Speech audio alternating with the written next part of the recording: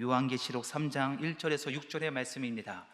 신약성경 401페이지 근처에 있는 요한계시록 3장 1절에서 6절의 말씀을 한 절씩 교독하시면서 우리의 마음에 받겠습니다. 제가 먼저 1절의 말씀을 읽겠습니다. 사대 교회의 사자에게 편지하라. 하나님의 7영과 7뼈를 가지신 이가 이르시되 내가 내 행위를 아노니 내가 살았다는 이름을 가졌으나 죽은 자로다. 너는 일깨어 그 남은 바 죽게 된 것을 굳건하게 하라. 내 하나님 앞에 내 행위의 온전한 것을 찾지 못하였노니. 그러므로 내가 어떻게 받았으며 어떻게 들었는지 생각하고 지켜 회개하라. 만일 일깨지 아니하면 내가 도둑같이 이르니 어느 때에 내게 이를지는 내가 알지 못하리라. 그러나 사대의 그 옷을 더럽히지 아니한 자 몇 명이 내게 있어 흰 옷을 입고 나와 함께 다니리니 그들은 합당한 자인 연고라. 이기는 자는 이와 같이 흰 옷을 입을 것이요 내가 그 이름을 생명책에서 결코 지우지 아니하고 그 이름을 내 아버지 앞과 그의 천사들 앞에서 시인하리라. 귀 있는 자는 성령이 교회들에게 하시는 말씀을 들을지어다. 아멘. 하나님의 말씀입니다. 아멘. 할렐루야. 주님 주신 은혜와 평강이 오늘 수요 예배 우리 성경 공부에 참여한 모든 10년들 가운데 우리 각 가정과 일터 가운데 충만히 임하기를 간절히 축복합니다. 우리 먼저 참 반가운 성도님들을 향해서 축복의 인사 나눌 텐데요. 우리 예배당에 이렇게 많이 오셨어요. 참 반가운 성도들과 함께 예배당에 오신 분들은 서로 축복의 마음, 예수님의 마음, 선한 마음을 담아서 인사해 주시고요. 온라인으로 참여하시는 분들은요, 채팅창에 그 마음을 적어주시면 참 감사하겠습니다. 주 안에서 사랑합니다, 축복합니다, 사랑합니다, 축복합니다. 여기 오신 모든 분들을 다시 한번 주님의 이름으로 환영하고 축복합니다. 아멘. 사랑하는 성도 여러분, 오늘 성경 공부를 시작하기 전에 제가 영적 건강 상태를 체크하는 자가 진단을 한번 해보려고 합니다. 자기의 영적인 건강 상태가 어떤지 자가 점검하는 시간을 가지려고 하는데 다들 오른손 한번 번쩍 들어주시면 감사하겠습니다. 온라인으로 참여하신 분들도 모니터 앞에 오른손을 이렇게 들어주시면 감사하겠습니다. 지금부터 제가 8가지 질문을 할 텐데요. 그 질문이 나에게 탁 해당되는 말씀이다 라고 하실 시 손가락을 하나씩 접어주시면 감사하겠습니다. 어떤 분은 손가락이 다 접으신 분들도 있고 어떤 분은 한두 개 다 펴시는 분들도 있는데요.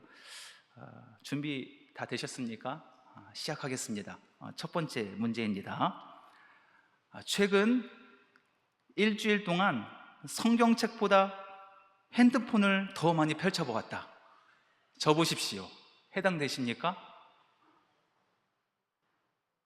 자, 두 번째 문제. 기도 시간이나 예배 시간에 하나님 생각보다 오늘 먹을 메뉴, 야식 이런 것을 더 많이 생각했다. 해당되면 접으십시오. 됐습니까? 자, 세 번째. 새로운 직분과 봉사를 받았을 때 감사합니다라는 보다 어떻게 거절하지? 이 생각이 먼저 떠오른다. 해당되면 접으십시오. 네, 아주 좋습니다. 자, 네 번째. 설교를 들을 때 아멘 보다 이 말씀은 저 최집사가 꼭 들어야 하는데 상대방이 먼저 떠오른다. 접으십시오. 좋습니다. 다섯 번째. 성경책 밑줄보다 주보 빈칸에 낙서가 더 많다. 접으십시오. 목사님의 설교를 적는 것보다 주보 빈칸에 낙서하는 시간이 더 많다. 접으십시오. 없습니까? 좋습니다. 여섯 번째. 교회 올 때 설레는 마음보다 오늘도 출석 완료라는 마음이 더 크다. 접으십시오. 접을 것이 더 없습니까? 한 분도 없는 것 같습니다. 자, 일곱 번째. 이번에는 온라인 예배 드리는 성도들에게 얘기하는 겁니다. 온라인 예배 중에 자세를 바로 한 시간보다 소파를 기대거나 누워있는 시간이 더 길다. 온라인에 참여하신 분들 접으십시오. 자, 마지막입니다. 다른 사람이 눈물을 흘리며 뜨겁게 기도할 때 그것을 보고 도전받고 은혜 받기보다는 혹시 저 집사님 무슨 일이 있나? 라고 궁금한 적이 있다. 접으십시오. 다 접으셨습니까? 이제 손을 내리십시오. 좋습니다. 주변은 보지 마시고 자기 손가락이 몇 개 접었는지 한번 살펴보시기를 소망합니다. 어떤 분들은 주먹이 꼭 쥐신 분들이 있고, 어떤 분은 손이 한 번도 안 접으신 분들이 있는데요, 다 펴고 계신 분들은 참 감사한 분들입니다. 그렇죠? 주먹을 주신 분들도 괜찮습니다. 왜냐하면 오늘 우리의 그 메마른 심령을, 우리 마음을 찾아오셔서 우리의 마음을, 그 상처를, 그 메마른 심령을 보듬어 주시고 또 다시 살려주시려고 우리를 불러주셨기 때문입니다. 손가락을 하나 접어도, 다 접어도, 다 펴도 오늘 하나님께서 우리를 불러주시는 목적은 내 메마른 심령에 다시 한번 생기를 불어 넣어 주시기 위해서, 생명을 다시 살려주시려고 이 자리에 불러주셨기 때문에 괜찮습니다.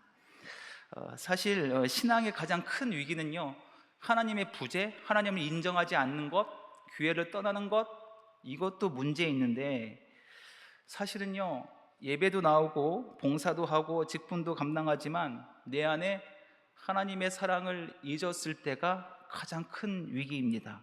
그저 신앙의 모양만, 껍데기만 남았을 때가 우리 신앙의 가장 큰 위기라는 거예요. 영적으로 깊은 잠에 빠졌을 때가 우리 신앙의 가장 큰 위기라는 거예요.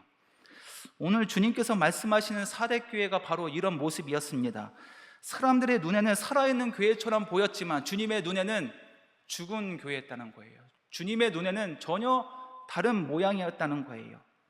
사대교회가 도대체 어떤 교회였기에 주님이 이런 진단을 내리셨는지, 오늘 이 교회의 실상을 단번에 이해하게 만드는 한 가지의 제가 예화를 드리려고 합니다.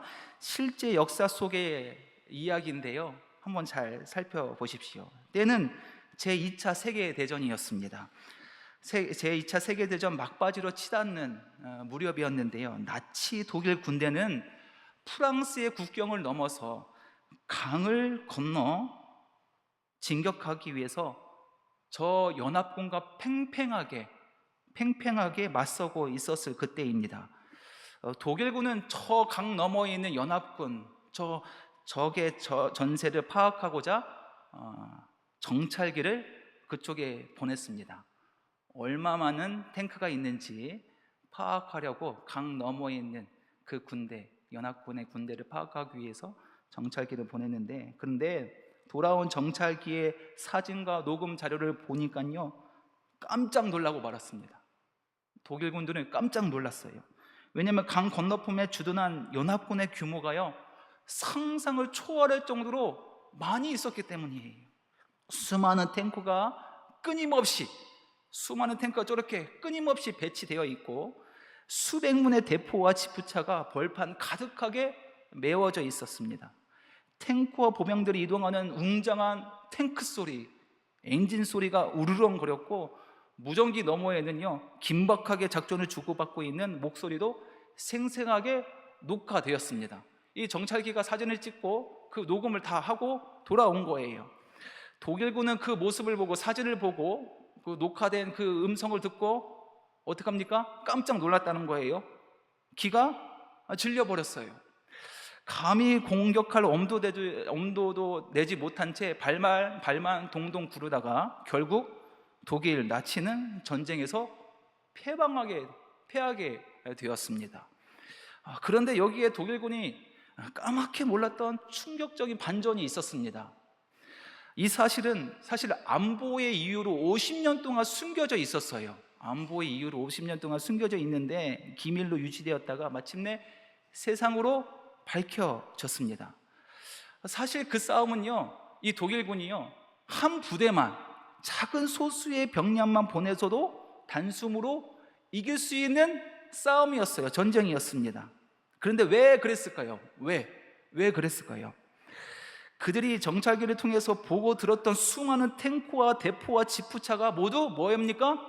가짜예요. 저 보십시오. 진짜 탱크예요? 아니에요. 저의 풍선으로 모형만 딴 가짜 탱크였다는 거예요. 고무의 바람을 빵빵하게 넣은 부풀린 저 풍성 인형에 불과했다는 거예요. 음향 효과도 완벽한 사기극이었습니다. 대형 스피커를 통해서 녹화된 그 엔진, 미리 녹음된 전차 소리를 틀어놓고 그렇게 있는 거예요. 그리고 무전 통신은 성우들이 연기한 목소리였습니다. 전혀 긴박한 상황이 아니었다는 거예요. 이 부대를 역사학자들의 유령 군대라고 이야기 부릅니다. 겉으로는 화려하고 대단했고 엄청난 위용을 자랑했는데 실제로는 속이 텅텅 비어있는 아무것도 아닌 존재였다는 거예요. 사랑하는 성도 여러분, 오늘날 교회에도 이런 유령 군대와 같은 모습의 교회가 있을까요? 오늘 본문에서 우리는 유령 군대를 너무도 닮는 한 교회를 마주하게 됩니다. 사람들에게는 대단한 평판을 받았어요. 엄청난 훌륭한 교회였다는 거예요. 외형도 아주 화려했고요. 그런데 실제적으로 속으로 들어가 보니까 속은 텅 비어있는, 겉은 서슬퍼렇게 살아있는 것처럼 보였는데 속은 차지차게 죽어있다는 거예요. 그 교회가 어떤 교회다? 사대교회라는 거예요. 예수님께서 엄중하게 편지를 보내고 계시는 거예요. 사대교회에게. 오늘 사대교회에게 주시는 말씀을 통해서 우리가 함께 나눌 주제는 바로 이것입니다. 믿음이 죽어가고 있는 사람들에게 주시는 예수님의 말씀이에요. 주님의 메시지입니다. 본문 마지막에 주님은 이렇게 말씀하시는데, 귀 있는 자는 성령의 교회들에게 하시는 말씀을 들을지어다. 아멘.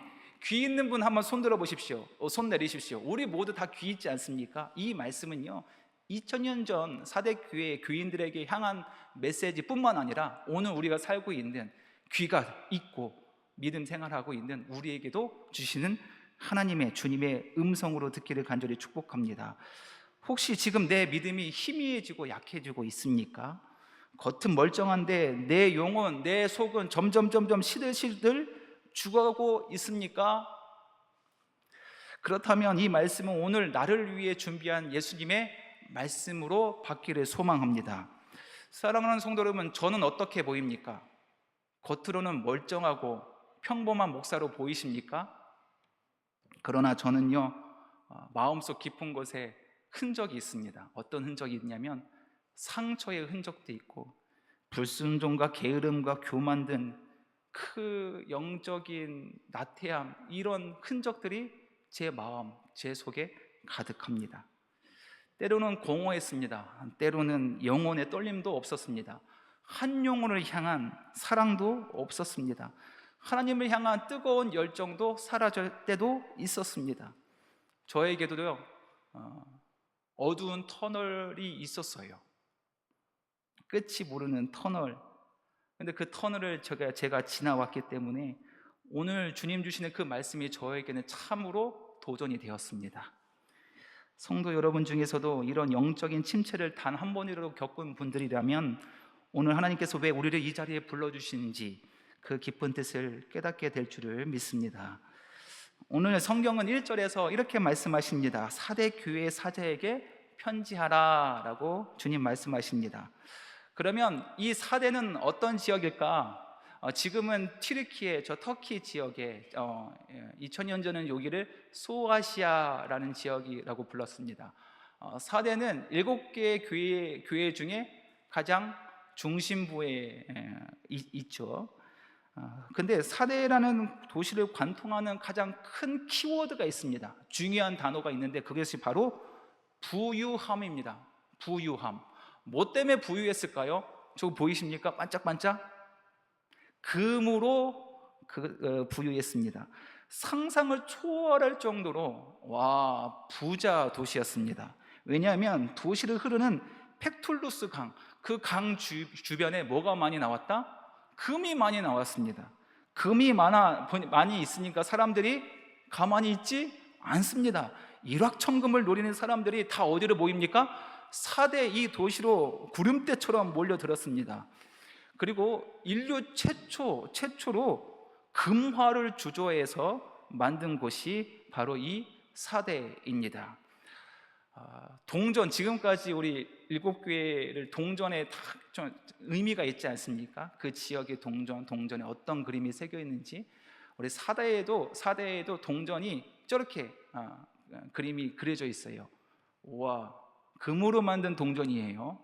인류 최초로 금화로 만든 이 동전인데, 이 동전의 그림은 뭘로 표현이 되어 있습니까? 뭐처럼 보여요? 사자처럼 보이죠. 사자가 잡아먹는 그렇죠? 잡아먹는 그림입니다.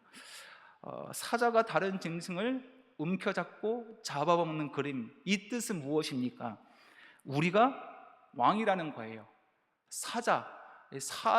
사대의 이 시민들이 우리는 사자고, 우리가 이 금으로, 이 부유함으로 모든 도시를 다 잡아먹겠다는 거예요. 우리가 왕이라는 거예요. 우리가 지배자라는 거예요.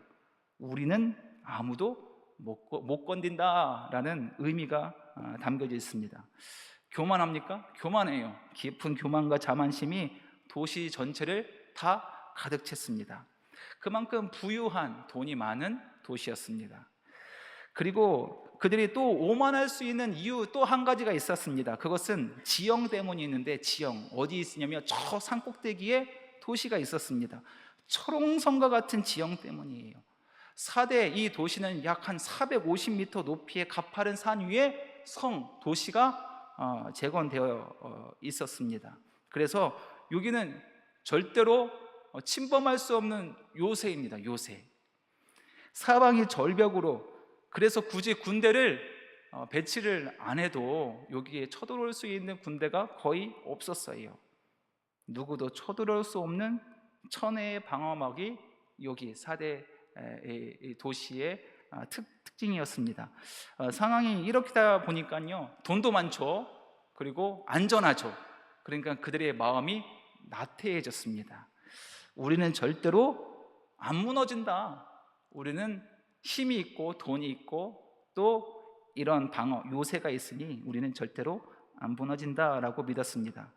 그런데 어느 날 그 단단한 자만심이 산산조각이 내는 큰 사건이 펼쳐집니다.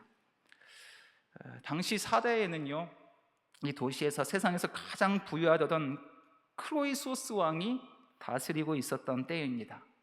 이때 페르시아의 그 유명한 고레스 왕이 이 사대 이 도시를 침략하기 위해서 작전을 짰습니다. 그래서 이 고레스 왕이 성 아래에 진을 쳤지만 워낙 절벽이 가파라서 어떻게 할 수가 없는 거예요.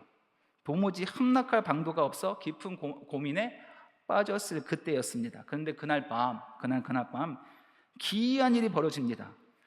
사대성을 지키고 있는 한 병사가 성벽 끝에서 깜빡 졸다가 투구를 떨어뜨린 거예요. 투구를 떨어뜨린 거예요. 성 밑으로. 그 투구를 가져와야 되지 않습니까? 그래서 이 한 군인이 성 밑으로 떨어진 투구를 비밀 통로를 통해서 슬그머니 성 아래로 내려와서 투구를 주워온 거예요. 그리고 다시 쏙 올라갔습니다.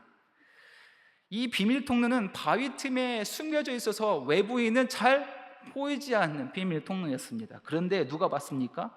이 성 밑에서 주시하던 페르시안 한 병사가, 정찰병이 이 모습을, 이 길을, 이 비밀 통로를 똑똑히 본 거예요. 그날 밤 페르시아 이 파사의 특공대들이 그 비밀 통로를 타고서 줄지어 성 안으로 들어갑니다. 마침내 성 안으로 진입했는데, 그래서 전쟁할 준비를 딱 했는데 황당하게도 전쟁을 치를 필요가 하나도 없었습니다. 왜냐하면 성벽을 지키던 사대의 파수꾼들이 설마 여기 오겠어? 이렇게 큰 성벽에 올라오겠어? 라고 해서 전부 깊은 잠에 빠지고 있었던 거예요. 결국 그 위대하던 사대성은요, 피 한 방울 흘리지 않고 통째로 페르시아에게 함락되고 말았습니다. 이 사건이 BC 546년에 실제로 벌어졌던 일이었습니다. 그런데 더 가슴 아픈 게 그로부터 200년 뒤에도 똑같은 방법으로 이 사대성이 함락되고 말았다는 거예요. 방심하다가 도둑 같은 역사가 2번 당한 거예요. 뼈아픈 역사입니까? 4대 시민들에게는요, 정말 뼈아픈 역사의 치부였습니다. 그 뒤로 4대는 워낙 재정이 금이 많이 나와서 금세 도시를 재건했습니다. 오늘날 저 트리키의 저 4대 지역에 가보면요, 거대한 체육관이 아직도 남아 있습니다. 엄청난 거대한. 그리고 아르테미스 신전이 아직도 여전히 남아 있는 거예요. 그 규모가 어마어마하다는 거예요. 그런데 그 화려한 유적들 가운데 참 이색적인 건물 하나가 있습니다. 그것이 바로 유대인 회당입니다. 도시 센터에 가장 중요한 그 위치에 뭐가 있었다고요? 유대인 회당이 있었다는 거예요. 근데 당시 로마 제국의 치하에서는요, 유대인이든 기독교인이든 믿음으로 자유롭지 못하는 상태였습니다. 극심한 박해를 받았습니다. 그래서 다른 도시들은요, 회당이 어디에 있었냐면 끄트머리에 있었어요. 산 밑에 있었어요. 안 보이는 곳에 숨겨져서 거기에서 지나야 했습니다. 그런데 4대는 달랐습니다. 회당이 도심 한복판에 있었다는 거예요. 가장 보기 좋은 곳에 거대하게 유대인 회당이 자리 잡고 있는 거예요. 바닥은요, 최고급 모자이크 저렇게, 와, 아주 멋지지 않습니까? 장식되어 있어요. 4대 교회는요, 박해가 없었습니다. 고난도 없었어요. 신앙생활 하기에 그 어느 도시보다 편안하고 안락했습니다. 그리고 아르테미스 신전 바로 옆에 당당하게 이 유대인 회당이, 교회가 세워진 거예요. 평안하게 예배를 드렸다는 거예요. 아무런 위협도 없었어요. 눈물도 순교도 없습니다. 핍박도, 완벽하게 편안한 환경 속에서 신앙생활하고 있는 4대 교회, 그 교인들을 향해서 주님께서 편지를 보내십니다. 오늘 말씀 1절의 말씀, 4대 교회 사자에게 편지하라. 하나님의 7영과 7뼈를 가지신 이가 이르시되 내가 너 행위를 안다라고 말씀하십니다. 주님께서 너의 행위를 잘 안다라고 이어서 충격적인 선언을 우리에게 말씀하시는데요, 그 충격적인 선언을 함께 했습니다. 시작. 너가 살았다는 이름은 가졌으나 죽은 자로다. 주님의 말씀이에요. 주변 사람들은 4대 교회를 보면 와, 살아있는 교회다, 멋진 교회다, 훌륭한 교회다, 대단한 교회라고 칭찬했습니다. 프로그램도 많았고 재정도 넉넉했습니다. 인원도 많았어요. 건물도 웅장해서 명성도 자자했습니다. 그런데 주님의 진단은 완전히 정반대였습니다. 어떤 진단이면요, 너희는 살아있는 것처럼 쇼를 하고 있지만 실상은 송장이다, 죽었다 라는 것이 예수님의 진단입니다. 살았다는 거예요, 죽었다는 거예요? 죽었다는 거예요. 살아있는 쇼만 한다는 거예요. 실상은 죽은 교회라는 거예요. 4대 교회의 진짜 문제가 무엇입니까? 오늘 말씀 2절 중반부에 나오는 말씀인데요, 내 하나님 앞에 내 행위에 온전한 것을 찾지 못하였다는 거예요. 너 행위에 온전한 것을 하나님 앞에서 찾지 못했다는 거예요. 여기서 온전한 것을 찾지 못했다는 말은요, 착한 일을 덜하거나 구원받은 자격이 부족하다는 뜻이 아닙니다. 온전한 것을 찾지 못했다는 진짜 의미는요, 겉모양은 화려하지만 그 알맹이는 없다는 거예요. 진짜 없다는 거예요. 겉은 화려하지만 속은 없다는 거예요. 죽었다는 거예요. 겉모습은 번듯한 신앙이지만, 그래서 주일마다 주일 성수하고 예배에 참여하고 봉사하고 헌금하고 여러 가지를 다 하지만, 그런데 그 중심에 뭐가 없다? 하나님이 안 계시다는 거예요. 마음에 감격이 없다는 거예요. 십자가를 향한 눈물이 메말렸다는 거예요. 영혼을 향한 사랑도, 하나님을 향한 진실한 갈망도 없다는 거예요. 껍데기는 살아 움직이는데 알맹이는 싸늘하게 죽어있는 상태, 주님은 그것을 찌르고 계시는 거예요. 나의 영적 상태를 주님께서 말씀을 통해서 찌르고 계시는 거예요. 겉은 멀쩡하지만 너의 속은 죽었다는 거예요. 하나님이 안 계시다는 거예요. 감격과 감동이 없다는 거예요. 주님이 말씀을 통해서 나의 영적 상태를 찌르고 계시는 거예요. 그래서 3절에 이렇게 주님 말씀하십니다. 그러므로 내가 어떻게 받았으며 내가 어떻게 들었는지 생각하고 지켜 회개하라. 만일 일깨지 아니하면 내가 도둑같이, 내가 어떻게 해요? 주님이 도둑같이 이르느니 어느 때에 내게 이를지 내가 알지 못하리라. 아멘. 어떻게 임하신다고요? 도둑같이 임하신다고 하는 거예요.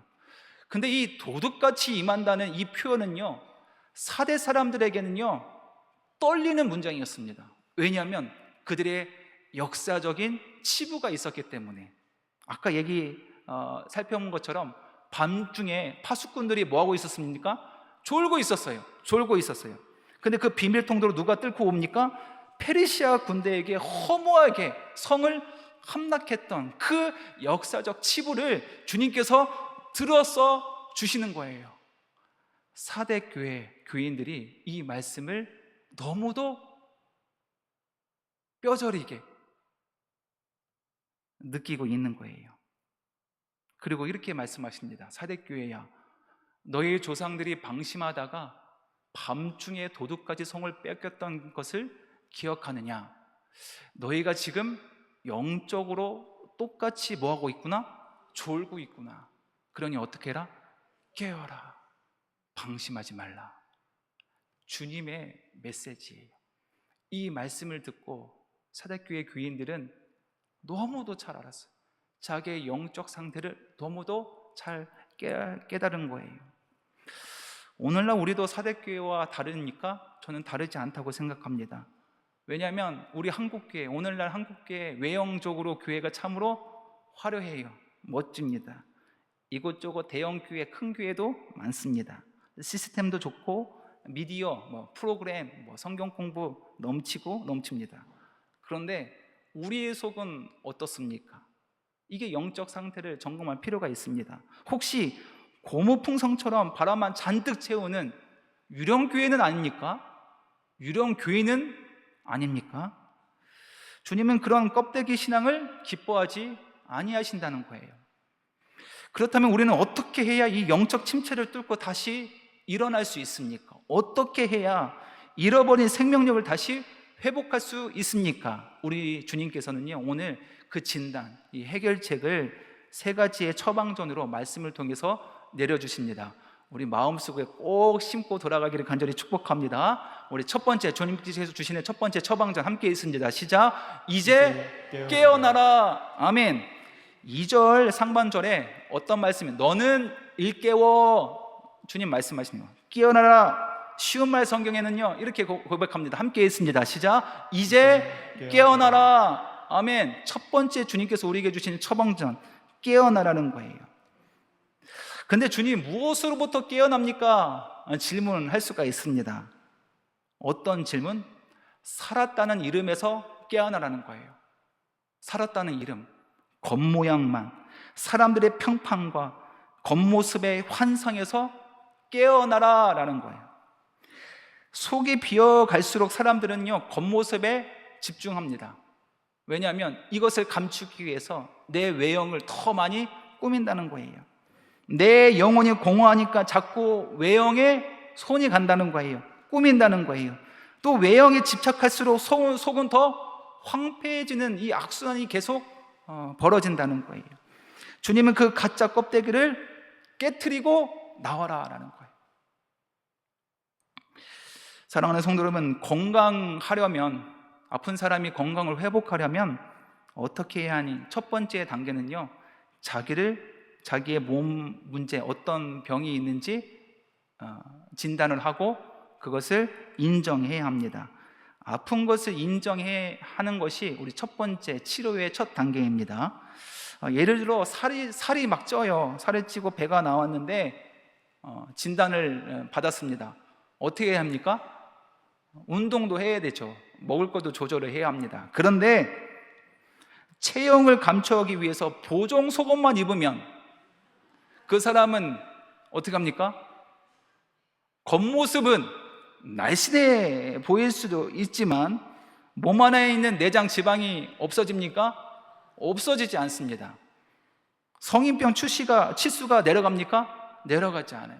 보정 속옷은요, 겉모습은 그럴듯해 보이지만 속의 병은요 고쳐지지 않는다는 거예요. 신앙생활도 그럴 수 있습니다. 내 마음의 기쁨도 감사도 없는데 사람들에게 믿음 좋은 모습을 보이려고 예배라는 보정 속옷을 입고 봉사와 직분이라는 보정 속옷을 껴입은 채 경건한 척 포장하며 살아가는 그리스도인들이 있다는 거예요. 겉모습은 그런 것처럼 보여도 그 속사람은 어떡합니까? 메말라가고 있다는 거예요. 변화가 없다는 거예요. 썩어가고 있다는 거예요. 그러니 우리는 어떻게 합니까? 정직하게 주님 앞에 나의 신앙생활을, 신앙 영적 상태를 점검하고 내려놔야 합니다. 정직하게 나아갈 때 치료가 시작되는 거예요. 이렇게 고백하는 거예요. 주님, 겉으로는 내가 목사인데 저 안에 사랑이 없는 것 같아요. 메마른 것 같아요. 주님, 저를 불쌍히 여겨 주옵소서. 이렇게 내 영적 질병을 정직하게 인정하는 것, 거기로부터 회복이 시작될 줄을 믿습니다. 아멘. 우리 두 번째, 주님이 주시는 처방전입니다. 함께 읽습니다. 시작. 남아있는 것을 강하게 하라. 아멘. 뭐를요? 남아있는 것, 죽은 것을요? 잃어버린 것을요? 아니에요. 내 안에 남아있는 무엇인가 작은 것 하나 가지고 그것을 더 강하게 하라라는 예수님의 두 번째 처방전입니다. 2절 중반절에 이렇게 나와 있는데요, 우리 빈칸 넣기 해볼까요? 굳건하게 함께 있습니다. 시작. 그 남은 바 죽게 된 것을 굳건하게 하라. 아멘. 이것을 쉬운 말 성경도 이렇게 고백합니다. 함께 있습니다. 쉬운 말 시작. 죽어가는 나머지 부분이라도 다시 강하게 하라. 아멘. 죽었다는 거예요? 아니요. 아직 살았다는 거예요. 숨을 쉰다는 거예요. 근데 그 나머지 부분을 어떻게 다시 강하게 하라. 이 말씀 속에는요, 예수님의 무서운 진단도 있지만 우리에게 희미한 소망도 있습니다. 소망도 있다는 거예요.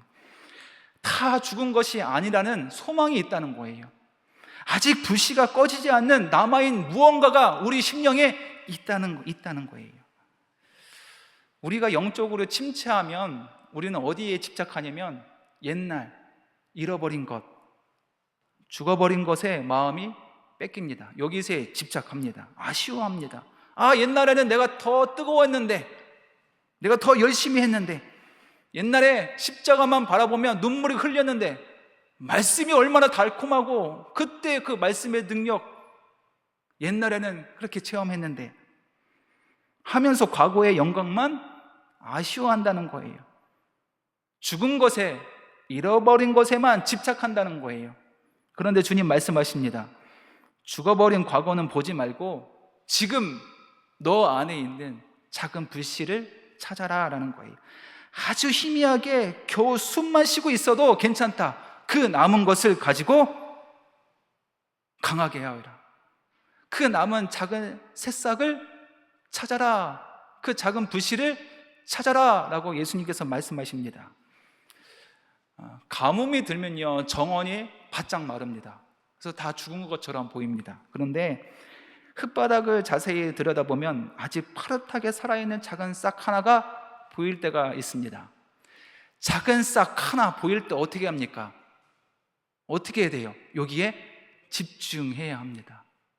최선을 다해서 그 작은 싹을 물을 주고 햇빛을 끼치고 정성껏 가꾸어야 합니다.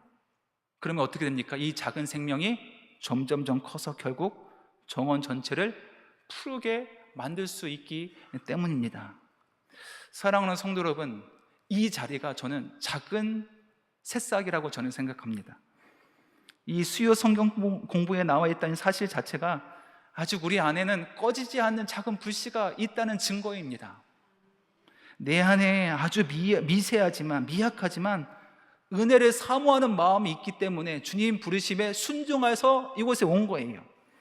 말씀을 들을 때 아주 작은 찔림과 감동이 있다면 그것은 바로 내가 살아있는 새싹이 있다는 거예요. 그러면 그 불씨가 있으면 어떡합니까? 불씨를 가지고 기도의 자리를 가는 거예요.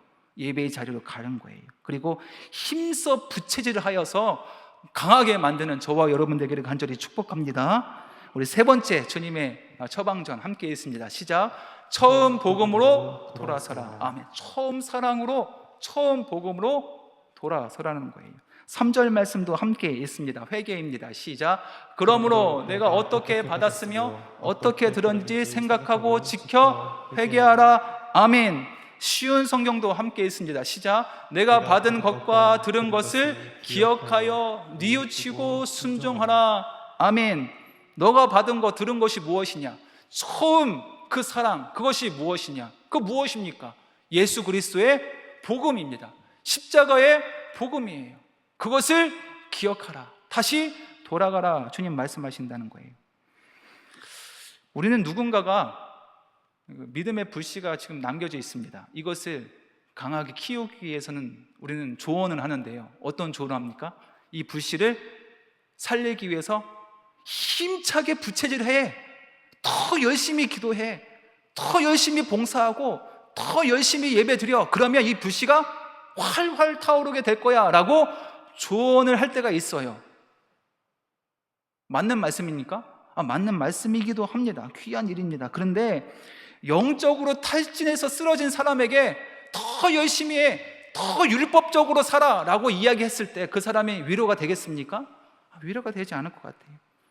그 사람은 아예 포기하고 낙심하고 주저앉아 버리게 될 것입니다. 그래서 예수님은 행위를 강조하기 전에 다시 본질로 돌아가라라고 말씀하시는 것 같아요. 너희가 처음 가슴 벅차게 받았던 그 복음을, 그 처음 사랑을, 그 감격으로 먼저 돌아가라. 행위를 하기, 율법적으로 살기, 신앙생활을 하기 전에 먼저 복음으로, 먼저 은혜로 돌아가라 라고 세 번째 처방전 우리에게 주시는 말씀입니다. 그래서 3절 말씀을 시험말 성경으로 이렇게 고백합니다. 함께 읽습니다. 시작. 그러므로 내가 그 가르침을 어떻게 받았고 또 어떻게 드러난지를 잘 되새겨 그것을 굳게 지키고 회개하여라. 아멘. 처음 그 복음, 다시 십자가의 사랑으로 돌아가서 그것을 어떻게 합니까? 굳게 지키고 붙들어라 라고 주님께서 말씀하십니다. 그것을 붙잡아야 돼. 처음 사랑을 붙잡아야 돼. 그 처음 사랑이 무엇인지 요한계시록 1장 말씀에 5절에서 6절 말씀에 나옵니다. 우리를 사랑하사. 우리를 사랑하십니까? 아주 조건 없이 주님께서 우리를 사랑하신다는 거예요. 이것이 처음 사랑, 이것이 그리스도의 복음 첫 번째입니다. 그리고 그의 피로 우리의 죄를, 우리를 위해서 해방하시고 용서하셨다는 거예요. 십자가의 그 피로, 그 보혈로 우리의 죄가 깨끗이 씻음받고 용서받고 해방되었다는 거예요.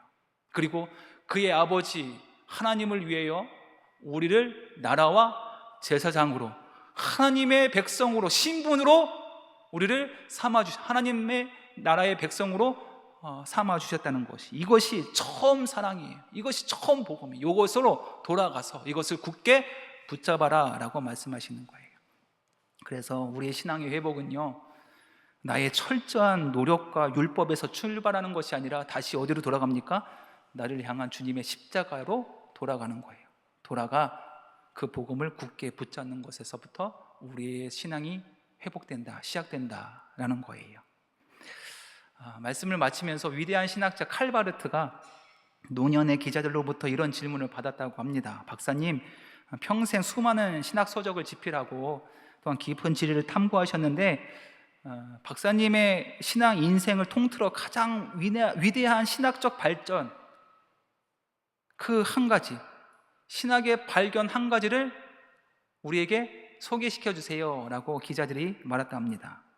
그러자 잠시 생각했더니 칼바르트는 어린아이처럼 맑게 웃으면서 이렇게 한 줄을 이야기했습니다. 어떤 이야기냐면, 어렵지 않습니다. 예수님이 나를 사랑하신다는 사실입니다. 그것이 성경에 적혀 있습니다.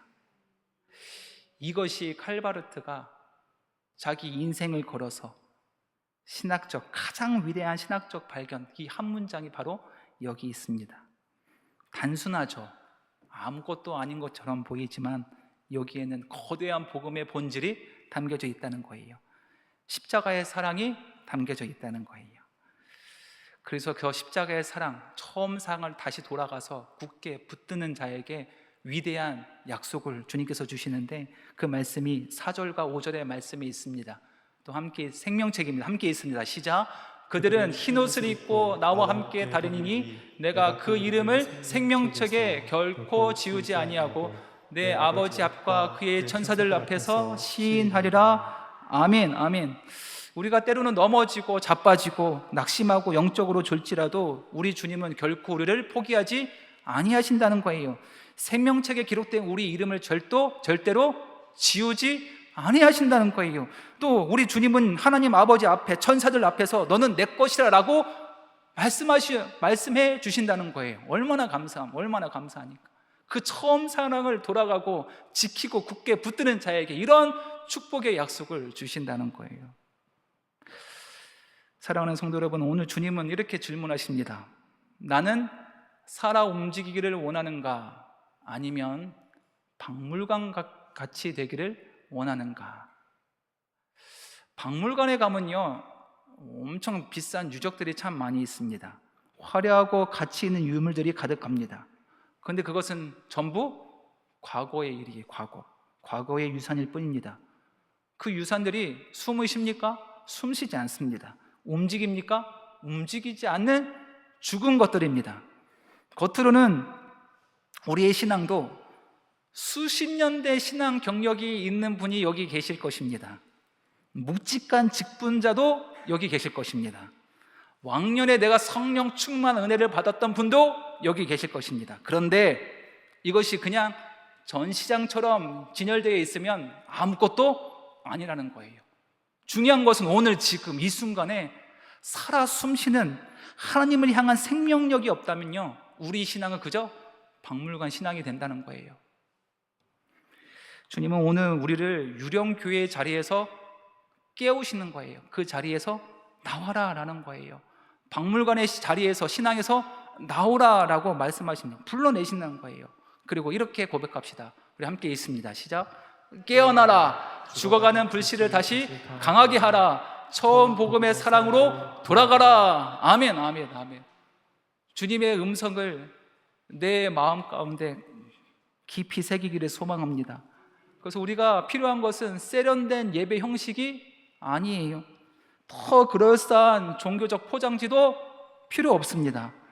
내 메마른 심령을 정직하게 주님 앞에 내려놓고, 주님, 내 메마른 심령에 하나님의 것으로 충만케 해 주옵소서. 부르짖는 성령의 충만함입니다. 내 메마른 심령 주님 앞에 나왔사오니 주여 내 영혼에 무엇으로 하나님의 것으로 충만케 해 주옵소서라고 고백할 때 나를 불쌍히 여겨주셔서 하나님의 은혜와 사랑으로 나를 가득히 채워주실 줄 믿습니다. 그것이 에베소서 3장 18절과 19절, 오늘 우리 이교구 중보기도 시간에 함께 나눌 말씀인데 우리 함께 있습니다. 충만입니다. 시작.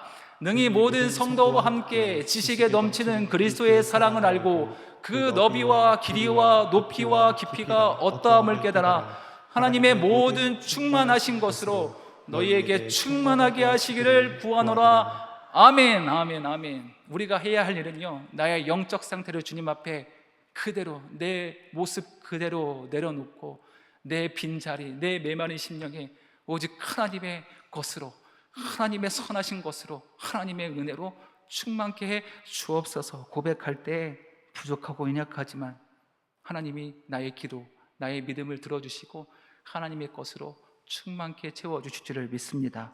오늘 이 저녁 사대교회를 향해 울렸던 그 주님의 경고, 때로는 주님의 위로의 음성이 우리 각 심령 가운데 깨우는 거룩한 울림 되기를 간절히 축복합니다.